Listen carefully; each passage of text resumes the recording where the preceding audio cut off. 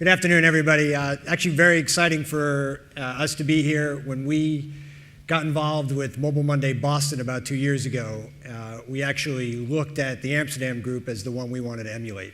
So it's great a couple years later to finally be here and meet all of you. As was mentioned, we are a location company. So we make location technology that goes in phones, netbooks, laptops, digital cameras, et cetera. We help you figure out where you are.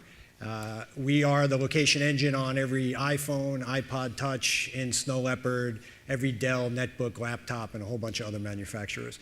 So we're very involved in enabling the location, and we're really starting to see some great advances that I'll talk you through. Now, what we do as a system is we go around and we collect wireless signals and then map those, like using war driving techniques, and then that's what we use to figure out where you are at any given time.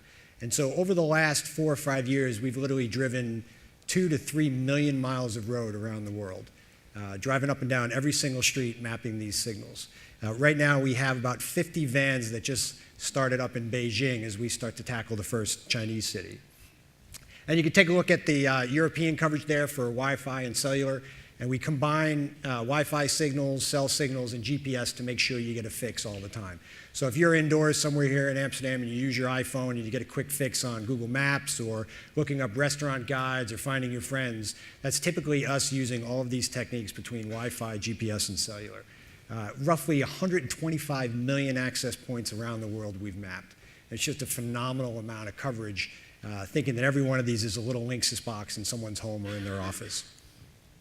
This is the coverage of Amsterdam. So within these areas, you'll get a great Wi-Fi fix throughout all that, and we continue to look to expand that. We also work with app developers. So if you're someone who builds an app on a device that's not an iPhone, or it might be an Android app or a Symbian app, you can actually use our SDK and basically add iPhone-like location to your app. And so there's a whole host of Android apps that have done that. We've launched a couple of Nokia apps, and it's a way to get that location before the manufacturer licenses our stuff. Just today, we announced something directly for consumers, because as of yet, we haven't gotten Nokia to use our technology, so we want to make sure Nokia users still can get this good location. So is anyone here who still uses a Nokia phone, doesn't have an iPhone? Oh, good, still somebody out there. I'm just kidding. You can now download this off the OV store and add location, and all the apps will now take advantage of it. So Nokia Maps, the Facebook live casting, all that stuff will take advantage of our location. So that's the quick commercial on Skyhook, so you get a sense of how we play in all this. What's happened over the last couple of years is truly phenomenal. If you go back, like with your talk, and think about how many years we talked about location-based services, and 2 years ago, a year and a half ago, there was maybe 6 to 10 apps out there. A friend finder, a local search, a mapping guide, but nothing really dynamic or interesting because it had to go through the carriers, and the devices really couldn't enable a lot of this technology. With the launch of the App Store and following that, all the other application stores, there's now close to 5,000 apps that use location, 4,000 alone in the iPhone App Store. All of those using our technology to figure out where you are. And so the amount of ideas that have emerged is truly amazing, and some really creative concepts have come out of this. This first generation is more about what you think of location-based services, finding out how to get somewhere, where is something, where is a friend. So great apps like Sit or Squat, which help you find public restrooms as you're running around a town. And people go in and they actually rate a restroom based on cleanliness and accessibility. And it's actually a huge app among women in the US. This person makes a ton of money through advertising, just pointing out where the toilet is. Some other crazy ideas, because again, you don't have to pay for the location. That's the big change here, is you always had to pay the operator, you had to pay Vodafone, for every dip, and it was a cell tower location you couldn't rely on. Now you get great location for free as an app developer, and you can use it over and over again. It doesn't matter. So some crazy ideas have come up, like last call here. In the US, there are laws about how much you can drink and drive, and you are measured by your blood alcohol content if you're pulled over by the police. This app actually allows you to monitor your drinking through the night. And so you could add, I've had a beer, I've had a scotch, I've had a wine, and it'll guess what your blood alcohol content is throughout the night so you can prevent yourself from getting in the car. Now, if you're dumb enough to get in the car and you're driving and the police pull you over, this has a handy feature which allows you to look up the nearest DWI lawyer who specializes in getting you out of jail. The other one is UFO Finder. These guys went off and built a database of every UFO sighting in the world over the last 40 years. And so you can pull it up and see what's been sighted around you, what kind of strange object was in the sky, see an actual picture of it. And when you go through this, it's actually stunning how many people don't seem to be able to focus, because it's always this kind of fuzzy white light in the sky. He charges about $6 or $7 for that app, and the guy's killing it. So those are kind of the ones you think about looking around you. What we're seeing happen now is that's about 5 to 10% of all the apps, right? Because there's games and books and music which have nothing to do with location. What's happening, though, is all these folks are looking at location as a way to build up their community.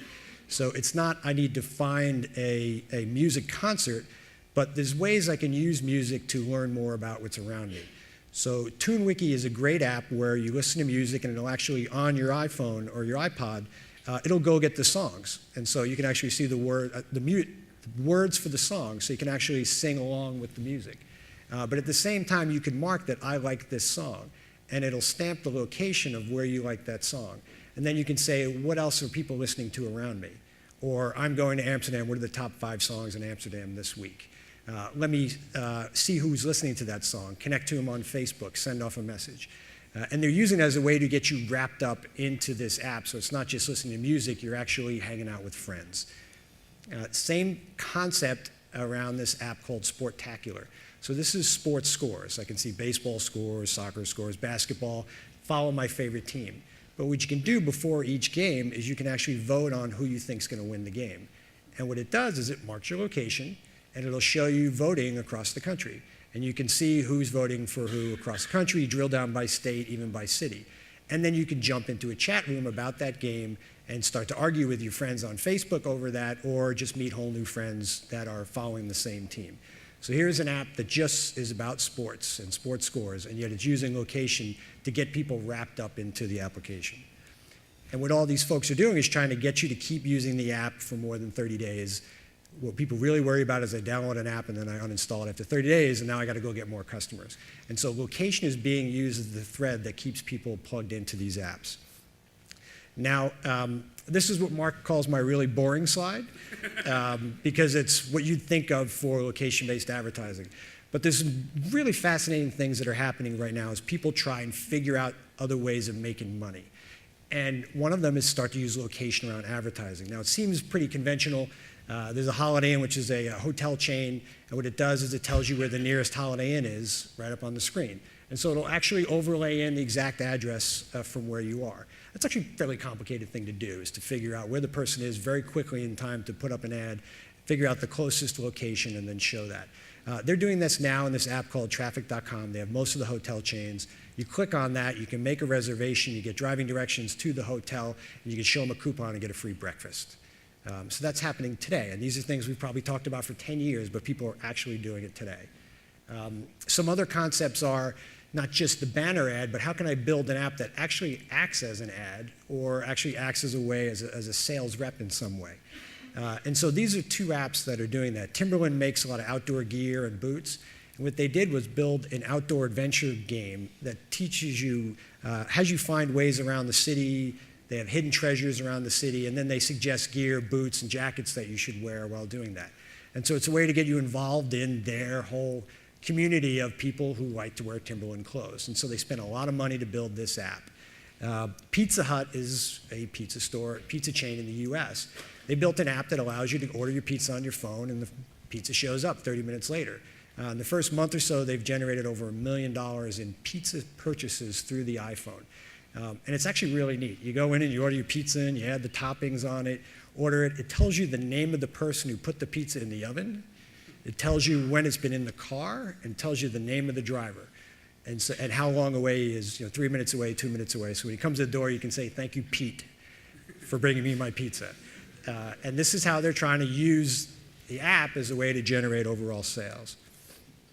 So another model on top of this is, we know there's a hotel nearby. I need to try and get there. But what else do we know about a person based on their location? And so some of the advertisers we're working with are trying to distinguish between not just how far away somebody is from my store, but what is it about them? I would like to target people in their homes versus people in their offices, or vice versa. I want to target lunchtime traffic from people coming out of work who want to go to lunch with a group of folks. How can you do that?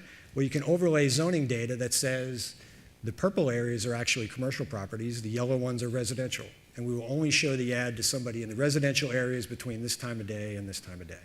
And that allows them to narrow the people they're targeting and not waste ads that they're just shooting around to everybody, and they know no one will be interested.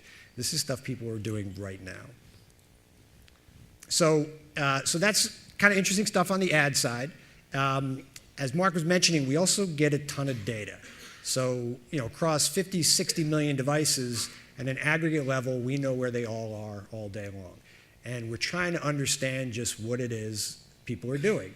And this is the first time ever we've been able to follow 50 or 60 million people around and see what they do all day. And they don't actually do what you think they would do. But it is pretty interesting. You can look at the Yankees in New York City and game night. The red areas obviously are where you've got a ton of traffic. And on game night, it's a very different type of setup there than on a regular night. And so you can start to see where people go to bars before the game, where they go after the game, how they're eating, et cetera, and then they converge into the game. Pretty amazing kind of stuff when you see it happen in real time. And so this is actually a real-time shot of a day in Manhattan, in New York City.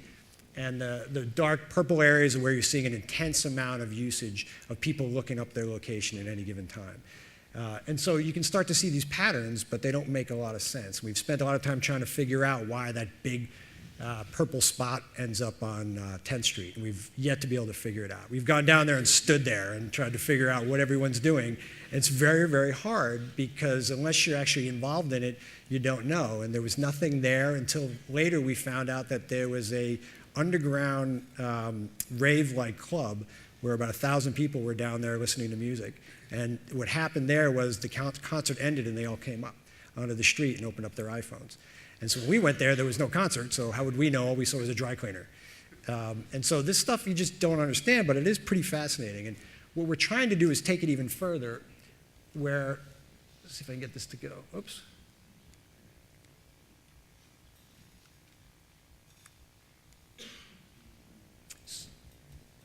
So what we're trying to do now is categorize places.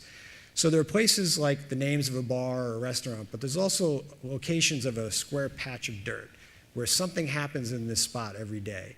And what we found over the last 20 months is what happened on this Monday will happen next Monday, will happen the next Monday after that. These little intense spots you see of red down here will look that way every single Monday. Within 90% certainty, the same thing happens at the exact same time every day. And so we can start to get a sense for how valuable a certain piece of real estate is and what kind of patterns people are doing because people do the same things over and over. And we can also look when something breaks a pattern, when an emergency event happens and people start acting very differently. And so we're trying to figure out how we can use all this to help better targeting of advertising, public planning. I mean, all these different things that have tried to figure out what humans really do, we can actually look at now. So here's another way of thinking about it. So if I know that this spot right here is very, very intense usage on 10th Street, what's really interesting about that is there's a subway stop. And so people come up out of the subway and they open up their iPhone or their Android phone and they're looking for something. It just so happens they do it on that spot more than anywhere in the world. And what's interesting, when you go down to that street, you come up and there's this nondescript building. It's a Gap store. There's nothing about it. Down the block, there's tons of billboards looking at nobody. If we were to use this information, this is probably the most valuable place to put a billboard in all of New York City. And the Gap should be making a much bigger stink about that store location as well. But they have no idea. No one's ever seen this kind of data before. So lastly, just to throw out there how this could change things a bit. Dennis and I were actually in New York City at an event a couple months back, and they asked us, let's assume all this technology happens. What changes 30 years from now about the way we live? And so I was walking through Times Square, and I started to think, why are all these billboards and signs up? I mean, there's Chevrolet advertising to me. I'm never going to buy a Chevy. And yet there it is, and they're spending a lot of money on it. If we have the technology in these devices where we can target promotions and interests to people where they are and what they actually are interested in, do we need any of those signs? would Times Square eventually look like this, with no signs, no lights, just a regular street? And instead, when people come in, they're using their phone, using some sort of augmented reality, and looking at promotions that way, targeted just for them. So could this technology actually have a very positive effect in reducing a lot of that visual clutter? Kind of interesting. With that, I'll be glad to take any questions. Thank you.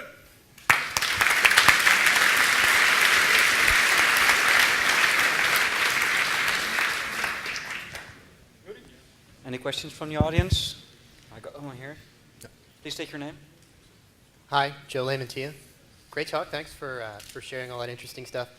What happens when people try to invert the relationship a little bit and sell you back their own location information? Because it is obviously very valuable.